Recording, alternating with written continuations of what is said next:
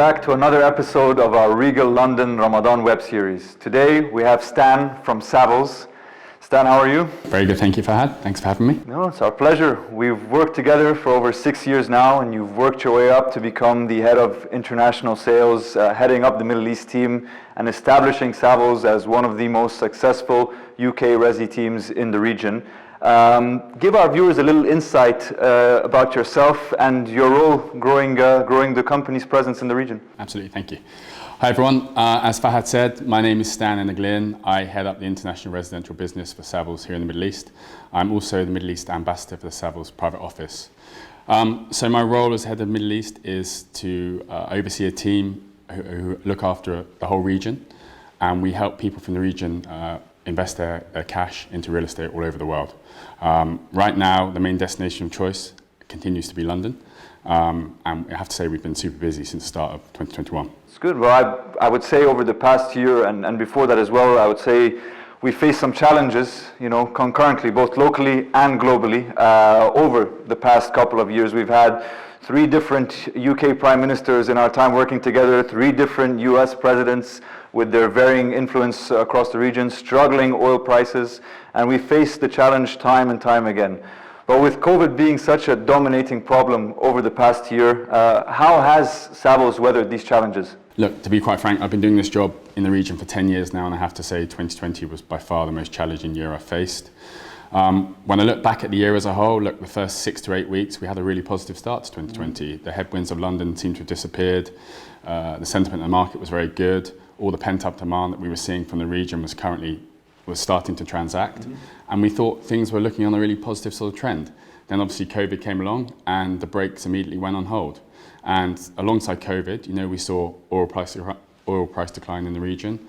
We saw local stock market decline in the region, and then subsequently, because of COVID, tourism declined. So, we had 3 main pillars of the Middle East economy affected last year. And because of that, buying a second or third home was pretty low down on people's agenda. Cash remained king. People were worried about their businesses locally, and so therefore, they wanted to hold on to cash and they weren't really looking to invest in real estate. So there was a period last year over quarters 2 and 3 where, the role became very, very difficult. It didn't feel ethically right in a global pandemic to be calling out to buyers, asking them if they wanted to buy a second home. So we went down the route of sort of carrying out Zoom calls, holding webinars, and just giving people research on the market, just to stay really in touch with people, and not sort of have a too salesy approach. It was a more softer approach. Then towards the end of last year, things started to improve. Q4 for us was very, very busy. Transaction volumes went up. Sentiment again began to increase and become very positive. And we had a really strong end to 2020.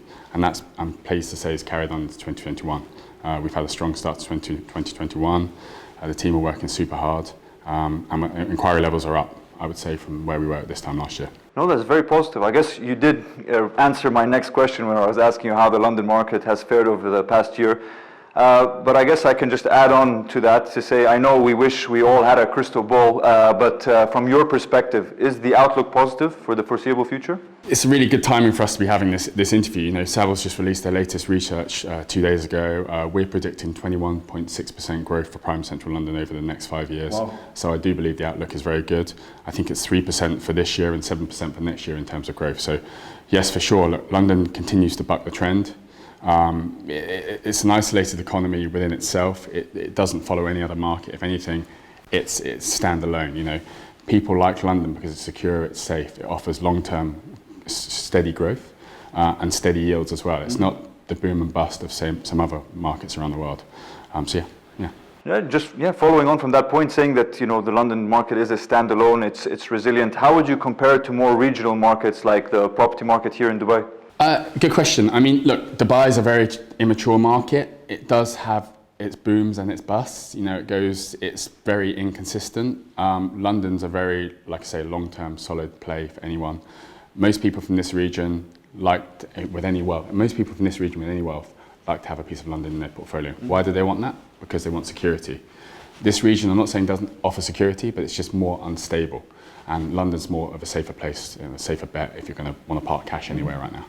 All right, and given your presence across the region, you have offices in Egypt, Oman, Bahrain, is there anything else I'm missing? Saudi, UAE. What are the common trends that we are now seeing with Middle Eastern buyers looking to purchase a home in London?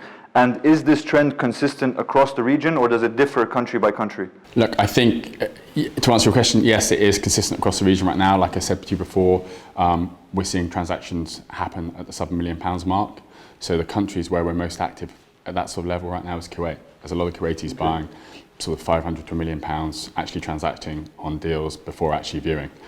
That differs from, say, Saudi right now, where we're seeing a lot of interest. We're running digital campaigns in Saudi, get a lot of inquiries coming through Saudi. In fact, I'd say 60% of the leads we get through from digital campaigns are from Saudi. 60%? 60%. But the fact that people have not been able to leave the country for a year and not been able to travel, we're not seeing many transactions happen right now. And that's mainly, in my opinion, due to the fact that most of the Saudis we deal with are owner-occupier buyers, so buying for their own use, and they need big spaces. So they're looking for prime central London golden postcodes, buying for their own use. And when you bring emotion into the purchase like that, it's understandable that they want to go see, feel, touch the product before actually committing. So yeah. Fingers crossed to a busy summer then. Apart from the countries where your office has a presence in, are there any other markets within the region that you've managed to successfully unlock? It looks like you've established a very solid foundation to grow Savills in the region. Yeah, look, where we have offices, it definitely helps us. Savills has been in the region for 40 years. We're the longest standing real estate company in the Middle East region, so we've got a really good database of high net worth clients. We've built up a real reputation for ourselves in the region. So yeah, where we've got offices, we've got a strong presence, and our team cover those areas very, very well. Where we don't have offices, Kuwait and Qatar, we're also very strong. We work with key partners in Kuwait and have had huge success over the past 18 months out of Kuwait. And Qatar was actually my market, as you know, for the last sort of 8 years. So I'm very, very strong in Qatar, and again, we continue to have good success out of that market as well. But just going back to my point before, the real difference will be when people start to travel. As soon as people start to get on planes, travel, we're going to have a spike in activity. I do believe that. No, that's fingers crossed, like I said, very positive. And thank you, Stan. And I think we'll focus just one final question for you. If you could live anywhere in London, where would you live, and why would it be 1 St. John's Wood? Right. Look, Savills we have 60 projects across London. I really like St John's Wood. I know that area very well. I've been to Lord's Cricket Grounds hundreds of times. I enjoy cricket. I walk past this site loads of times. I know St John's Wood High Street very, very well. This is a standalone development in this location. In this micro location, there is nothing else like this. It's a boutique development, I would say, with 5-star amenities. It has unprecedented views over Lord's Cricket Ground, which is world famous Lord's Cricket Ground. It's a short walk from Regent's Park. And it's away from the hustle and bustle of like Zone 1 prime central London. So you're still within that core location, but you're away from all that hustle and bustle.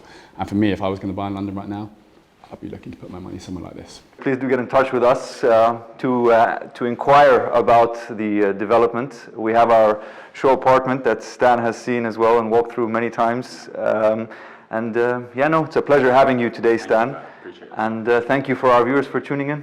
Thank you.